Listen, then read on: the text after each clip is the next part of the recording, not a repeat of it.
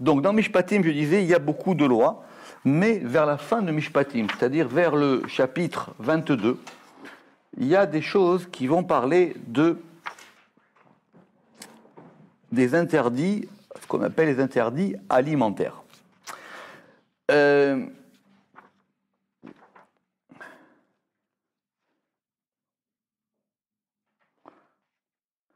Et la Torah,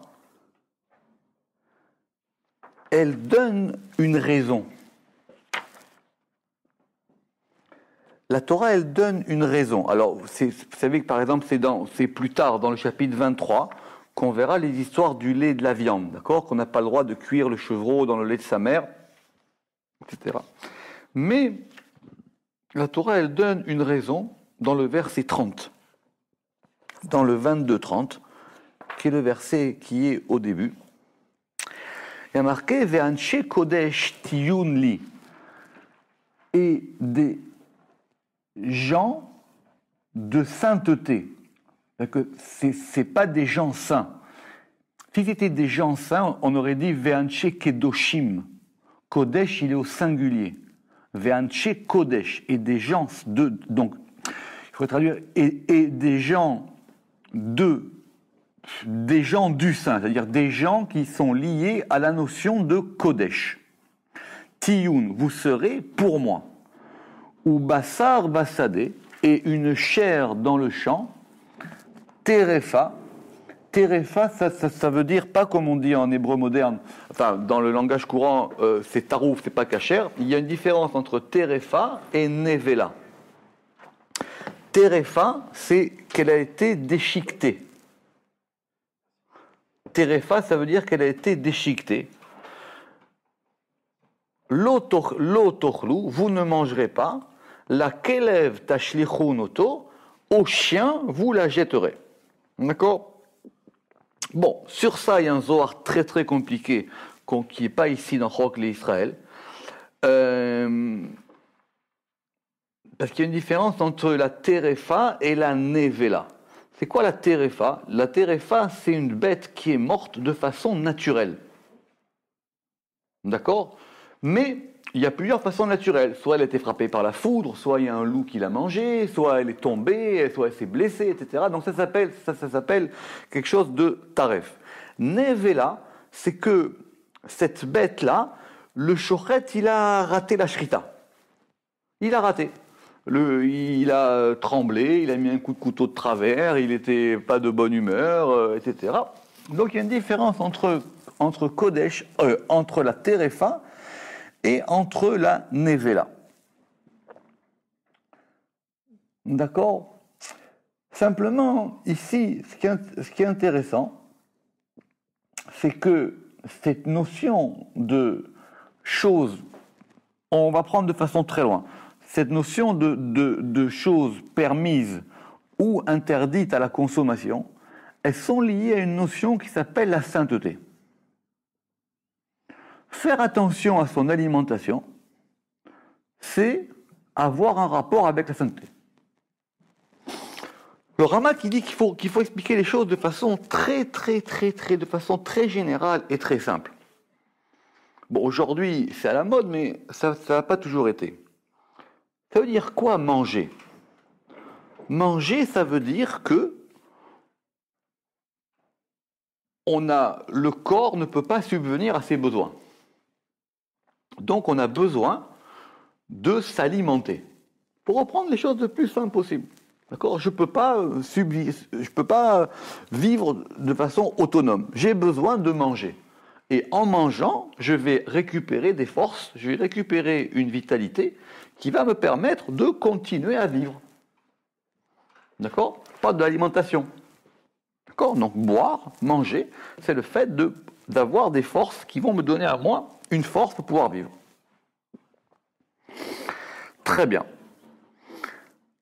Maintenant, ce que je mange et ce que je vais consommer, ça veut dire que c'est un élément qui est extérieur, je vais maintenant l'assimiler, il va devenir, je vais en assimiler une partie, en rejeter une partie, ça c'est l'histoire organique de l'histoire, mais ça va m'apporter une vitalité. D'accord? Évidemment, cette vitalité, elle n'est pas la même selon les éléments. Pas besoin de lire la Torah pour comprendre que le café, ça ne fait pas les mêmes effets que l'eau, que les légumes, ça ne fait pas les mêmes effets que les fruits, ni que la viande, ni que le poisson, etc. etc. Donc, l'aliment, il est porteur en soi d'une vitalité particulière. Donc, toutes les règles d'alimentation, même ce qu'on appelle la diététique, ça veut dire c'est effectivement faire attention, par exemple, je ne sais pas moi, les aliments chauds, les aliments froids, les aliments crus, les aliments bouillis, les aliments, etc. Très bien. Le principe général, il explique le Ramak, c'est que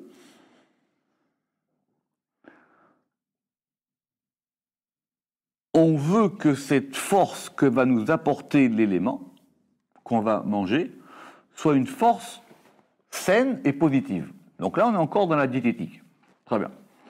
Maintenant, là où ça devient une diététique spirituelle, c'est que cet aliment-là, on ne veut pas qu'il nous donne une force qui n'est pas bonne. Je m'explique. Au niveau des végétaux, il n'y a pas de problème. Vous pouvez manger tout ce que vous voulez. Quoi? Ce ne sont pas des considérations de cache-route. Ce n'est pas des considérations. Ce sont des considérations après de choses pures, enfin, et encore, de choses qui ont été sanctifiées ou pas, etc. Mais c'est pas lié à un problème de cache-route. C'est lié au temps, non? Hein? Alors, kilaïm dans l'alimentation. Comment ça marche kilaïm dans l'alimentation? Est-ce qu'une fois qu'on l'a fait soi-même, est-ce qu'il n'y a pas en plus un interdit de cache-route? Si c'est un interdit de kilaïm qu'on a fait soi-même.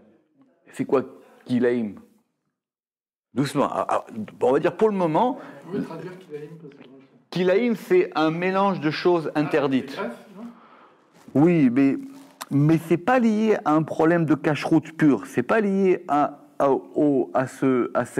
cet élément-là. D'ailleurs, c'est pas du tout les mêmes interdits. Donc le Ramak qui dit maintenant, la difficulté, elle va être sur quand on va rentrer dans le monde animal.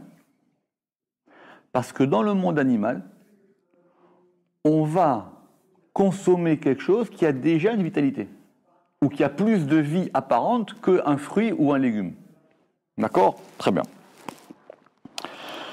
Maintenant, la Torah, elle nous indique des règles ou des préceptes pour pas que ces choses-là agissent dans le mauvais élément. Alors, premièrement, il y a la distinction entre les espèces pures et les espèces impures. Ça, c'est un grand sod. Parce que ça veut dire que Dieu a mis dans la nature, le Zohar dit que c'est un miracle, Dieu il a mis dans la nature, sur les animaux, des signes. Comme s'il les avait tamponnés. Et la Torah nous donne les lunettes pour lire ces tampons. A priori, d'où je vais savoir, moi, que le fait qu'un animal rumine, c'est déjà un signe de pureté. D'où je vais savoir que le fait qu'un poisson il ait des nageoires, c'est déjà un signe de pureté. J'en sais rien. Le poisson, il a des nageoires, mais aussi il a des ouïes, aussi il a une forme, aussi il a une couleur, aussi etc. Donc la Torah, elle nous a donné des signes qui sont inscrits dans le monde naturel pour nous dire, attention, ça c'est un signe que cet animal est pur. Ou à l'inverse, un signe que cet animal est impur. Très bien. En ce qui concerne les poissons, ça se joue simplement au niveau des signes. Bon, c'est très complexe, mais je dis simplement les idées générales. D'accord?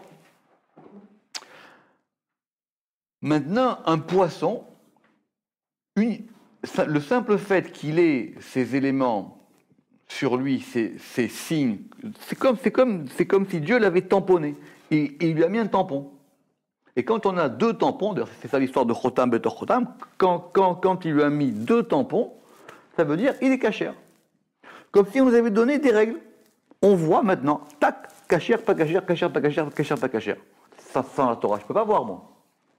Donc cet animal-là, si je le consomme, la Torah dit, il vous apportera une vitalité, comme tous les aliments que vous pouvez manger, mais qui sera dans le côté de la sainteté. Très bien. En ce qui concerne maintenant les autres animaux, c'est-à-dire ceux qui ne sont pas les poissons, ceux-là, c'est plus complexe parce qu'il faut les tuer. Un poisson, il n'y a pas besoin de le tuer. Un poisson, vous avez simplement besoin de le sortir de l'eau et vous pouvez le manger. D'accord ? Les animaux, il faut les tuer. Et dans le fait qu'on les tue, il y a une manière particulière de tuer cet animal, ce qui fait que, par exemple, dans le verset cité, on n'a pas le droit de manger d'un animal qui est mort de mort naturelle. Et il faut maintenant séparer dans cet animal qui lui-même a les signes de pureté, entre des choses qu'on mange et des choses qu'on ne mange pas. Et des choses qu'on doit, comme si on faisait une séparation. L'élément le plus général, c'est par exemple le sang. On n'a pas le droit de consommer le sang. Parce que le sang, littéralement la Torah le dit, c'est l'âme de l'animal. Nous, on ne veut pas manger l'âme de l'animal. On veut simplement l'aspect vital de l'animal. Ce que dans l'animal, ce qu'on va nous donner, ça va nous permettre à nous de nous régénérer en force vitale. Mais manger le sang de l'animal, c'est quelque part manger son âme. Et quelque part devenir animal soi-même. D'accord ? C'est comme ça que le Ramak explique cette histoire-là. Le Zohar qu'on va faire aujourd'hui, il est sur un point encore plus précis, c'est sur le fait de mélange interdit. Et donc, on a des mélanges qui sont interdits. D'où le fameux mélange de la viande et du lait. D'accord ? Le Zohar de mercredi, il explique la différence qu'il y a entre l'histoire du... Est-ce que c'est simplement la viande ? Est-ce que c'est aussi le poulet ? Est-ce que c'est aussi les volailles, etc. Et donc, on va faire un Zohar qui a l'air très simple, qui est un Zohar du Midrash. Enfin, c'est un Zohar midrashique. Vous savez que le Zohar a beaucoup de parties midrashiques, mais ce sont des midrashim qu'on ne retrouve que dans le Zohar. Alors, on va revenir à l'histoire de Daniel. Ta'ana. On a enseigné. Bema zachu Daniel, Hanania, Mishaël et Azaria. Par quoi est-ce que Daniel, Hanania, Mishaël et Azaria, par quoi est-ce qu'ils ont mérité des ishtazvou me'inu nisyoné, ont-ils mérité d'être sauvés de ces épreuves? Pour comprendre ça, il faut évidemment avoir lu au moins une fois le livre de Daniel. D'accord ? Le livre de Daniel, c'est un livre très compliqué pour une raison simple, vous savez pourquoi ? Parce qu'il est écrit en araméen. D'accord ? C'est l'un des livres du Tanakh qui est écrit complètement en araméen et pas en hébreu. Donc, l'histoire la plus connue, c'est que Daniel a été sauvé de la fosse au lion et que Hanania, Mishaël et Azaria, ils ont été sauvés de la fournaise. Bon, très bien. Ils ont eu des épreuves, c'est assez compliqué, Daniel dans la fournaise, etc. Mais c'est pas ça l'histoire pour le moment. Donc pourquoi est-ce qu'ils ont été sauvés? Et là, Begin de la ista'avu b'mecheleun. C'est parce qu'ils ne se sont pas rendus impurs par leurs aliments. C'est très simple, mais c'est marqué ici dans le Zohar. Le fait de manger des aliments interdits, ça rend impur. Le fait de manger des aliments permis, ça rend pur. C'est tout bête, mais il faut comprendre ça veut dire pur et impur. Ce sont des notions qu'il faut quand même définir. Et comprendre aussi le rapport qu'il y a entre pur et impur et saint. Mais le fait de manger des aliments permis, ça rend l'homme pur. Et le fait de manger des aliments interdits, ça le rend impur. Amar Rabbi Yehuda. Rabbi Yehuda, il a dit, Ktiv, il est écrit. Donc on va rentrer dans l'histoire de Daniel. Vayasem Daniel al libo, asher lo yidgaal bepat bag, amelech ou beyain mishtav. Daniel mit sur son cœur de ne pas se souiller bepat bag, Pas de bague, c'est incompréhensible, c'est pas traduit en général. Ça s'appelle le pain bague. Le baguette. Tout à fait. Ah, il est en pleine forme. Il est en pleine forme. Il est en pleine forme.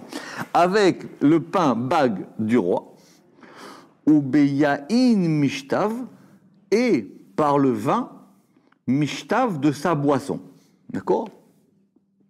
Vous savez que Daniel, il était à la table du roi de Nabuchodonosor, et il a dit, je ne mangerai pas à la table du roi. En général, on dit que bag sont les initiales, il y a un bet et un guimel, de bag. Le bet, c'est bassar, et le guimel, c'est gvina. De ne pas donc manger du pain, bag, c'est-à-dire ou du pain et de la nourriture dans lequel aurait été mélangé de la viande et du fromage. Oui. Avec le pain bag du roi. Alors maintenant, quel rapport avec le roi? C'est là qu'on va rentrer dans le Midrash. C'est que Nabuchodonosor, il ne mangeait que ça. Nabuchodonosor, il mangeait toujours le lait et la viande ensemble. Pourquoi dit le Ramak? Parce qu'il voulait prendre des forces dans ses aliments. Nabuchodonosor qui agissait ainsi pour que sa table soit celle du roi, des forces extérieures. C'est pour ça qu'il est marqué Bepat Bag Hammelech, le pain bag du roi. Il a dit, si je veux être roi, je dois être le roi des forces, et donc j'ai besoin de prendre de ces forces, et donc il mangeait toujours du vin, de la viande avec du fromage. Ça veut dire qu'il savait où aller chercher ses forces. Il disait, là-bas, je vais prendre des forces dont il me faut pour manger. Que je viens d'expliquer. En fonction de ce qu'on mange, c'est là où on prend ses forces. À tous les niveaux. Parce qu'on mange de façon physique et même de façon spirituelle. Vetana bestima de matnitin. Et on a enseigné dans le secret de la Mishnah. C'est quoi ça? Apparemment, ce sont des textes rares qu'on a perdus aujourd'hui. Mais il y avait peut-être un livre qui s'appelait Stima de matnitin, c'est-à-dire le secret de la Mishnah. Mechala de Aou Racha, la nourriture de ce Racha, de ce mécréant, Bisra behalva ava. C'était de la viande avec du lait. Ou gvina imbisra, c'était de la viande avec du lait et du fromage avec de la viande. Bar mehalan acharinin, en dehors d'autres aliments. Veda salikle bepatoure, et cela montait sur sa table bechol yoma, chaque jour. Pourquoi le Zohar il nous dit ok très bien, donc il y a une différence entre le lait et le fromage, ça on savait, et il faisait attention effectivement à chaque fois, lui il voulait manger exprès tous les jours du lait et de la viande et du fromage avec de la viande. Vous savez, c'est deux fois le même terme, hein? Bisra bechalva, donc la viande avec du lait, ou la viande dans le lait, ou gvina imbisra, et du fromage avec de la viande, bar mehalan en dehors d'autres aliments. Effectivement, il ne mangeait pas que ça. Il devait manger peut-être effectivement des fruits, du pain, etc. Mais bien que tout ça était dans cette histoire d'impureté, Daniel, il a dit, même à ça, je ne veux pas toucher. Même à ça, je ne veux pas toucher. Même un fruit de chez lui, je ne prends pas. Ve Daniel, des Stamar Me'ai, et Daniel qui s'est préservé de cela. Vous allez voir, pour le moment, c'est un midrash. D'accord? Le soir, il vous raconte une histoire. Mais il vous raconte une histoire d'une manière que le Midrash ne peut pas vous raconter. D'où on sait que Daniel n'a pas mangé également les fruits. D'ici, Ve Daniel de Istamar Me'ai, qui s'est préservé de cela. C'est quoi cela? C'est tout ce qu'on vient de dire au paragraphe d'avant. Pourquoi est-ce qu'il a décidé de ne pas le faire avec le pain bague du roi et le vin? C'est un remez là-bas. Là-bas, c'est un remez, mais pas de bague. C'est un remez, pas de bague. Il y a beaucoup d'explications sur ce pas de bague. Il y en a qui disent que c'était le nom d'un pain, que c'était une manière de voir, mais on dit que bague, en fin de compte, c'était le pain et tout ce qui... Enfin, le pain, parce que le pain aussi, c'est pas un problème si le pain il est fait de façon cachère. C'est-à-dire le pain et tout ce qui va avec. Kadramo yate les gouvats des Aryavata. Quand il fut jeté dans la fosse au lion, Ishtalim besulma démarré. il était parfait, il était complet dans l'image de son maître. Vela shanet tselume le tsulma achara, et son image ne s'est pas changée en une autre image. Doucement là. Là on se calme, on dit qu'est-ce que le Zohar il veut nous dire. Parce qu'il n'a pas mangé de ces choses-là qui étaient impures, c'est marqué dans les mots, quand on l'a jeté dans la fosse au lion, son image était parfaite.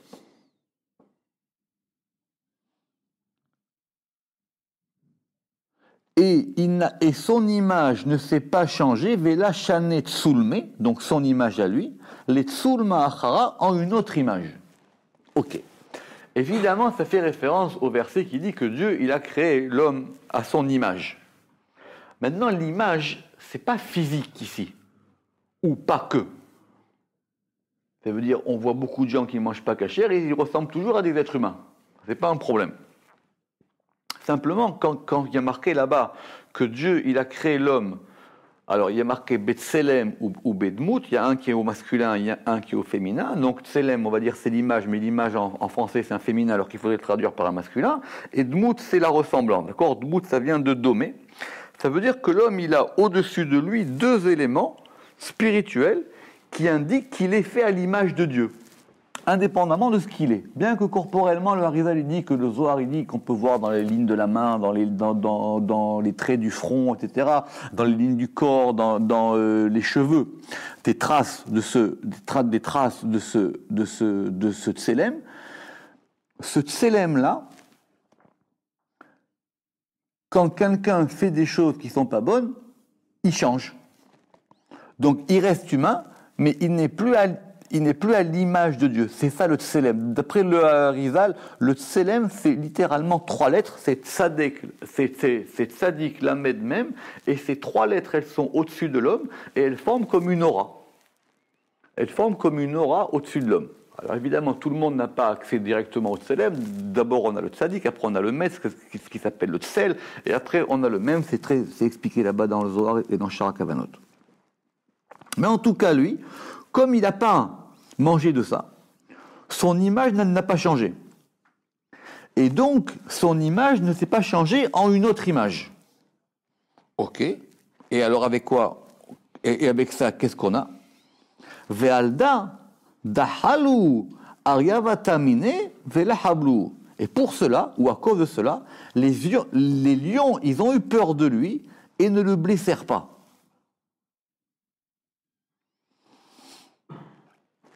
Parce que le Zohar, il dit, et le Midrash aussi le reprendra, qu'un animal, il n'attaque pas un homme. Un animal, il ne peut pas attaquer un homme. Un animal, il attaque un homme que s'il le voit comme un autre animal. Donc l'animal, il voit ce tselem. Non, parce qu'en Inde, il y a une technique pour marcher dans la jungle où ils accrochent un visage... un masque de visage d'homme derrière, comme ça quand les tigres et les voient, ils ont l'impression que... Exactement. Pourquoi? Parce qu'il y a marqué dans la création, c'est le verset là dans la note 8, que Dieu, il a promis que les animaux vous craindront. Que les animaux vous craindront. Que normalement, les animaux, ils reconnaissent dans l'homme qu'il est d'une manière différente des autres. Alors pourquoi les lions ne l'ont pas attaqué? Parce qu'ils ont vu que son image n'avait pas été altérée. Bon, très bien. Donc lui, il a mangé cachère, il n'a pas mélangé le lait et la viande, il a gardé son image divine. Et donc effectivement, les lions, ils ont eu peur de lui et ils n'ont pas pu le toucher. Bon, ce qui est intéressant dans ce Zohar, c'est que maintenant le Zohar, il va retourner l'histoire. Ve'aou Racha. Mais maintenant, ce Racha, Besha'ata de Malchuta it'ade mine. À l'heure où la royauté lui a été retirée. Il faut voir dans Daniel, parce que Daniel, au début, Nabuchodonosor, c'était le grand roi, il a fait le rêve, etc. Et Daniel, il a dit, tu verras, tout ce que tu as, tu vas le perdre. Tu vas te retrouver rien de rien. Donc tu vas perdre même ta royauté.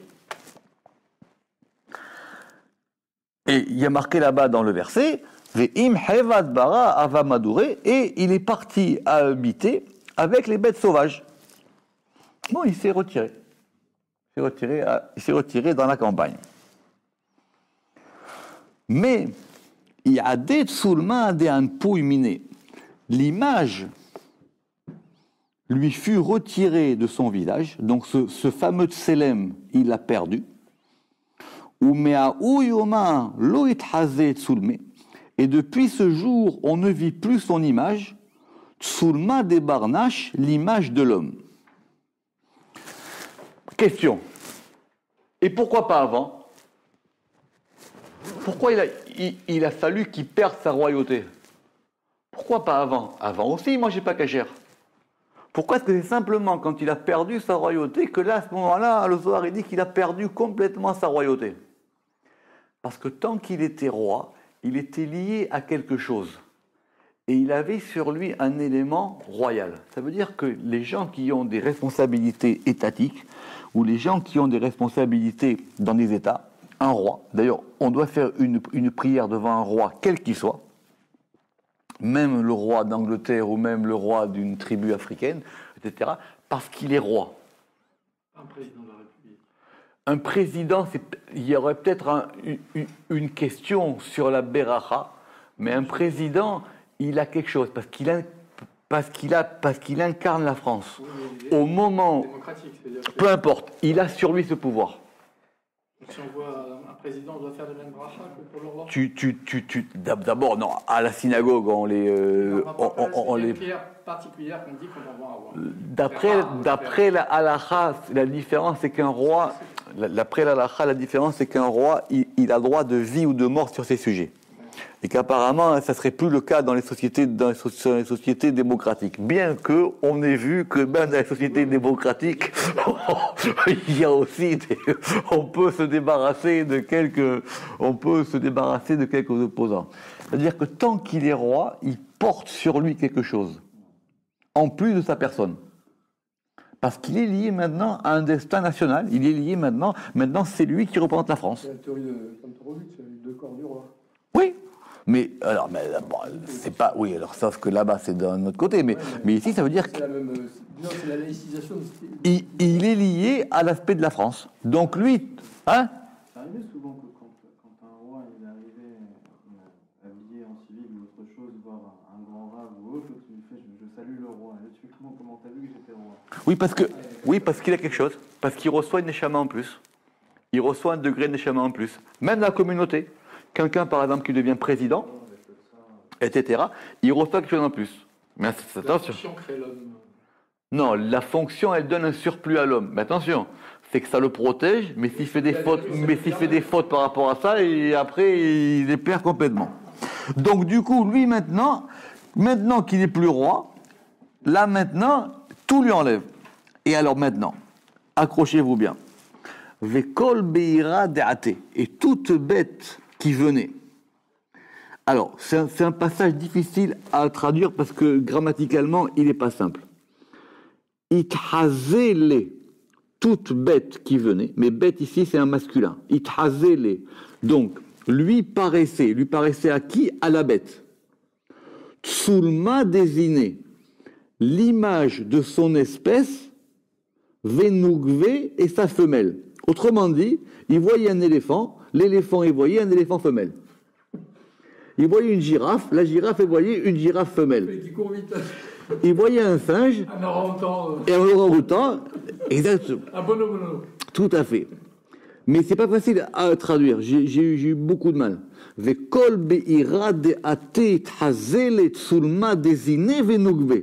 veut dire, ça lui paraissait à la fois l'image de son espèce et du côté femelle. Ça veut dire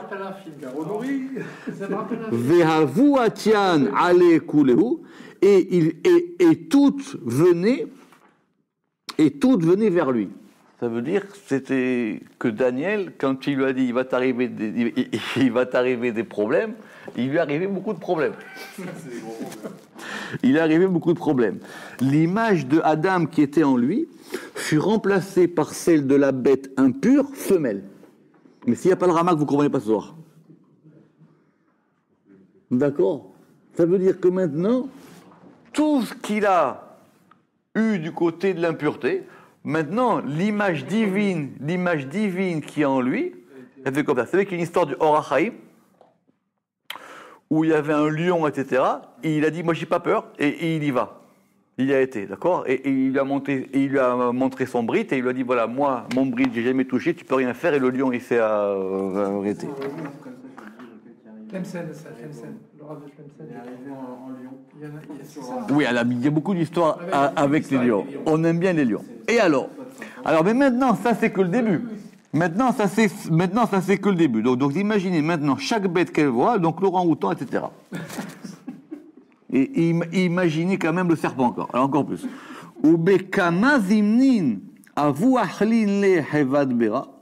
Et de nombreuses fois, les bêtes sauvages le dévorèrent, en plus de la punition qui fut décrétée contre lui. Ça veut dire, en plus de la première chose, à chaque fois il se fait manger et à chaque fois il revit. Et à chaque fois il revit. Il revit. Oui. Il se fait boulonner, quoi. C'est qu'il La punition est revenue. c'est qu'il meurt pas. C'est qu'il est dans un cycle perpétuel dans la nature. Mauvais karma. Mais ça, on peut comprendre qu'il se fasse dévorer, puisque c'est-à-dire ça, c'est Mida qui est Nagad Mida. Alors, et donc on reprend, et de nombreuses fois les bêtes sauvages le dévorèrent, en plus de la punition qui fut décrétée contre lui. Begin dirtiv, parce qu'il est écrit, parce que lui, il railla les rois. Ça veut dire quoi? Ça veut dire que non seulement il prenait ses forces dans la Touma au niveau de l'alimentation, mais aussi d'autres manières. D'ailleurs, il a voulu avec Daniel aussi. Ça rappelle beaucoup les sables, quand même. Ah, c'est beaucoup plus fort. Il a voulu avec Daniel, parce qu'il a dit à Daniel, tu es très joli. Ça veut dire railler. Oui, c'est la note 14. D'accord, excuse-moi. D'accord? C'est codé. Begin kar kulaid kalsoube kolauzimna. Donc c'est Mida keneged Mida. Lui, il a voulu faire ça avec tout le monde. Alors Dieu, il a dit, c'est très bien, t'inquiète pas, ce qui t'est arrivé, ce que tu as fait, ça va t'arriver. Maintenant, ça ne sera plus avec des hommes, ça sera avec des animaux. Alors, Tahazé, viens voir, m'active ce qui est écrit. Ou miksat yamim asara, nir'a mareen tov, ou beriye basar min kol hayeladim haochlim et pat bag hamelech. C'est à propos de ces gens dont on a parlé, tous les misères, qui eux, à un moment, ils avaient besoin de manger. Et il y a marqué, et au bout de 10 jours, leur image apparut bonne. Nir'a mareen tov. Ou beriye basar, et de santé de chair, min kol hayeladim, plus que tous les enfants, aochlim et pak bag hamelech, qui mangent le pain bag du roi. Donc encore ce pain dont on a parlé plus haut dans le chapitre 1, le verset 8. Ça veut dire que ils ont mangé, et ils ont eu maintenant leur image marée, elle a été du côté du bon. C'est qui ils Exactement. C'est qui ils ont mangé? C'est qui ils? C'est Michel, Hanania et Azaria là-bas. Sauf Daniel. Ceux qui ont... Daniel, c'est autre chose. Parce qu'eux, effectivement, il faut relire là-bas l'histoire dans la fournaise. Nir'a mareen tov, leur image apparut bonne, des tsulma des mareun lo aïdou minehu, car l'image de leur maître ne disparut pas d'eux. Ou me'harine aïdou, et des autres, elle disparut. Et même les enfants qui mangeaient le pain impur du roi, ils n'avaient plus cette image. Man garim ay, quelle en fut la cause? Begin de la idga'alou begiaoulé mechaleun. C'est qu'ils ne se souillèrent pas avec les souillures de leurs aliments. Vous savez, quand en hébreu, mag'il, quand on dit go'al nefesh, ça fait quelque chose, c'est vraiment dégoûtant, quoi. Go'al, avec un aïn, pas avec un aleph. Hein. Go'al. Ça veut dire que le Zohar, il nous dit que l'alimentation ou les histoires de pur et d'impur, ça agit sur l'image spirituelle de l'homme. Ça agit sur son tsélem. Que la Torah ne nous a pas donné ça simplement pour des raisons, d'ailleurs même qui ne sont pas diététiques parce que ça n'a aucun sens. on peut très bien manger non cachère et être en très bonne santé. C'est que simplement, ça provoque des forces qui altèrent cette fameuse image qui s'appelle le tselem. Zakahulakeun d'Israël, dirtiv Béou. Heureuse les parts d'Israël, il est écrit à leur propos, Ve'anche Kodesh tiyunli, et des hommes de sainteté vous serez pour moi. Parce qu'effectivement, on est lié à ce degré de Kodesh. Le Rama qui fait remarquer que Kodesh, ça peut s'écrire de plusieurs manières. On peut écrire Kodesh avec Vav ou on peut écrire Kodesh sans Vav. Vous savez qu'en hébreu, on peut toujours écrire de façon défective ou de façon pleine. Quand on écrit de façon pleine, ça veut dire qu'on marque la voyelle associée à une lettre. Et quand on écrit de façon défective, on n'écrit que la voyelle sans lettre. Et c'est souvent le cas, par exemple, pour le Vav. Donc quand il y a marqué Kodesh, on peut l'écrire Kouf Vav Dalet Shin ou on peut l'écrire Kodesh Kouf Holem Dalet Shin. D'accord? C'est quoi la différence? C'est qu'il n'y a plus de Vav. Donc c'est quoi la différence maintenant entre un Vav haut et un Vav sans haut? C'est que vous avez une barre et en haut de cette barre, il y a eu un point. Et si vous enlevez le Vav, vous avez simplement le point. Comme si la barre, elle avait permis au point de monter. C'est comme un ascenseur. La barre, elle a permis au point de monter. C'est pour ça que le Vav, il fait monter le haut. Et quand il est au milieu, ça se prononce un OU. Et quand il est en haut, ça se prononce un O. Et oui, la grammaire, c'est kabbalistique, la grammaire. Donc quand vous avez un Vav, le Vav tout seul, c'est un axe. Et vous avez un point. Quand le point, il est tout seul en bas, c'est un I. Si maintenant vous mettez un Vav, le point, il va commencer à monter sur le Vav. Donc, au milieu, ça sera un OU. Et quand vous montez encore en haut, ce point en haut, il va faire un O. Ce qui veut dire qu'une fois qu'il est monté, le Vav peut partir. Donc, Kodesh sans Vav, c'est plus fort que Kodesh avec Vav. Vous avez compris? Exactement. Ça veut dire que l'ascenseur, il a fait son travail. Alors le Zohar, il remarque à propos de Terefa, là-bas c'est marqué Kodesh sans Vav, et à propos de Nevela, c'est marqué Kodesh avec Vav. Pourquoi? Parce que cette bête qui est morte de façon naturelle, c'est dans les contes du patron. Pourquoi la foudre, elle lui est tombée dessus? Pourquoi est-ce qu'elle est morte de manière naturelle? Nous, on ne peut pas savoir. Ça, c'est Terefa. Ça veut dire que c'est lié à des choses qui nous dépassent. Donc, Dieu, il a dit ça, ne touchez pas à ça. Or, pour ne pas toucher à ça, c'est lié à un degré de Kodesh sans Vav, parce que ça veut dire, ne rentrez pas dans les comptes du patron. Il n'a pas voulu. Comme il dit Rachid, c'est un micré. C'est un hasard, quoi, que cette bête arrive comme ça. Maintenant, si cette bête, elle a été ratée par le shochet, ça, c'est lié entre les mains humaines. Le shochet, il aurait très bien pu ne pas rater la shrita. Ça, c'est lié à un degré de Kodesh avec Vav. Et ce degré de Kodesh avec Vav, il est moins fort que le degré de Kodesh sans Vav. D'accord? Alors il dit, c'est pour ça que je vous demande à vous de même... Parce qu'on pourrait se dire, après tout, très bien, alors c'est Dieu qui a tué cet animal, maintenant pourquoi est-ce que j'ai besoin? C'est Dieu lui-même qui a décidé qu'il meurt. Très bien. Alors il dit, ça, même à ça, on n'a pas à toucher à ça.